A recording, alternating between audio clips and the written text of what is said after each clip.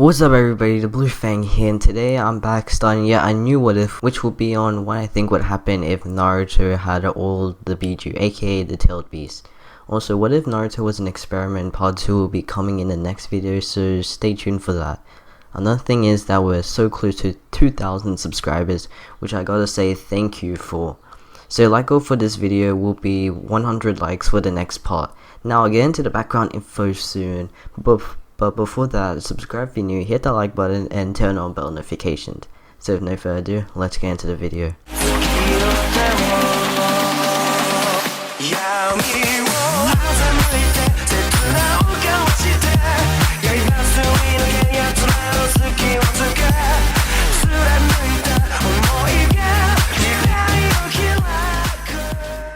So the way this what if is going to go on is that instead of the tailed beasts separating to other villages, Hashirama will keep them in Konoha, making the leaf village the strongest village.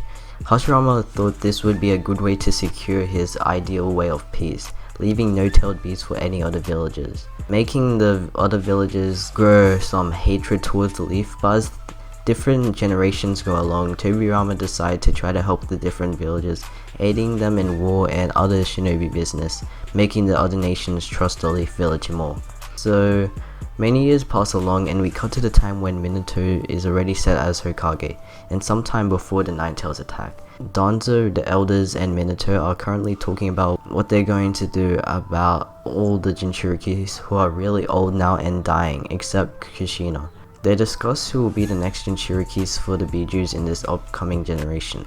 Some time passes and they realize they can't find anybody who will be suitable for the tailed beast, and all the leaf villagers refuse to become a Jinchuriki. Now leaf higher ups are in distress since if they can't find a Jinchuriki quick, then once the current Jinchurikis die, the tailed beast will be let loose in Konoha and go on a rampage. Minato finally says that he will volunteer to become one of the new Jinchurikis, pleasing Danzo and elders since they have now found one. And if the leaf villagers will not volunteer to become Jinchurikis, then they might have to force some of them to do it. Now we cut to the day of the Nine Tails attack, a day before Minato was going to get a Bijuu inside of him. Also, Obito decided to let the Nine Tails out instead of the rest of the Bijuu since Kurama is basically the strongest tailed beast and would do more damage to the leaf village. So the attack plays out like in the original with Minato and Kushina dying and Minato sealing the QB inside of Naruto. In the aftermath of the attack, Naruto is taken to safety, but Danzo has him in his hands now. Danzo has seen the seal that was placed on Naruto, which is the 8 trigram seal, and thinks of an idea that maybe he should seal the remaining Bijuu inside of Naruto, since the seal evolves once more tailed beasts are put inside. He wonders about his plan for some time, then comes to a conclusion that he should go with it. He tells Hiruzen first since he has become the 3rd Hokage again, and he also tells the elders, which they agree to Danzo's plan. But secretly what Danzo plans to do is to make a shinobi so strong that other villagers will fear Naruto and never attack the leaf village. So some days pass and the sealing process takes place, with baby Naruto getting the rest of the Bijuu sealed inside of him. Hiruzen really hopes that Naruto won't die from this, since it could be too much for a baby and very risky. But for some reason he trusts Danzo to do this process correctly. First they seal the Shukaku, then Matabi, after that Isubu, and so on, with all the beasts getting sealed perfectly in Naruto. As they get sealed in, they see Kurama inside with Naruto, greeting him once again. First the Bijoos all seem happy to be with each other once again, but then they stop and think about how they're still trapped behind the seals inside of a new Jinchuriki they share, Naruto Uzumaki. Now we cut years later when Naruto is about to join the academy. In this timeline, Naruto is feared throughout Konoha. People don't even try to talk to him but keep a distance away from him. They don't even bother to call him names like demon or monster since they're scared that if they do, Naruto could get mad and let the full force of the 9 Bijoos on them. The only thing Naruto knew about himself was when Techi from Ichiraku's ramen shop told him that people don't talk to him because they're afraid about some power that Naruto had. Naruto is the same person like in the original though, but craving more attention since nobody even talks to him. He also tries crazy stunts and also takes advantage of why the fears him, trying to scare them that he'll kill them if they don't do what he says, which the Leaf villagers go along with it. From this, he decides he wants to become the Hokage of Konoha so that everybody would know him and he would get respected with his secret power. But Naruto himself doesn't even know what kind of power he has inside of him until the day that he joins the academy. We cut to when Naruto enters the academy with everyone meeting their homeroom teachers, which Naruto's one is Iruka. He tries to go up to him to say hi, but Iruka ignores him, acting as if Naruto isn't even there, until they do their first test to see how strong the new academy students are, with Naruto and Sasuke going against each other like in the original. First they both start with the unison sign, then begin to run at each other. Naruto begins to throw hands, with Sasuke laying more punches than Naruto, but Naruto begins to adapt quickly, getting a few shots in as well. And as Naruto improves more, Sasuke begins to get angry that he's getting rivaled against this kid, the so-called monster everyone gossips about. How can he impress his father if he can't even beat this loner? Sasuke thinks this to himself as he goes all out, throwing a big shot into Naruto's stomach, around where his seal is. Also, since Naruto is younger and pretty much weaker, he doesn't really take Sasuke's punch too well, and he falls into the ground. Sasuke takes steps backwards, shaking his head, thinking that he probably took this too far. Iruka then tells him that he won the match and to go back sitting down while he starts the next match, leaving Naruto alone on the ground, not even picking him up or caring about him. But Naruto right now is in someplace else. He's in a dark, mysterious location, his subconscious. Right now, Naruto is surrounded by many different creatures in cages, all staring at him. At first, Naruto is scared, but then he realizes that this might be the place where his secret power is at. This is the place where the power people are afraid of is in.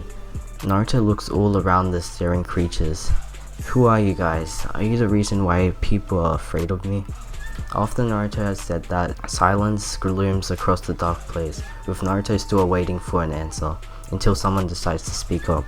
The Two-Tails Mitabi explains that everyone surrounding Naruto are tailed beasts who were captured and sealed inside of him. They also tell him that the tailed beasts are the power that the villagers of the Leaf fear. Naruto smiles and tells them that if they're inside of him, then they should become friends.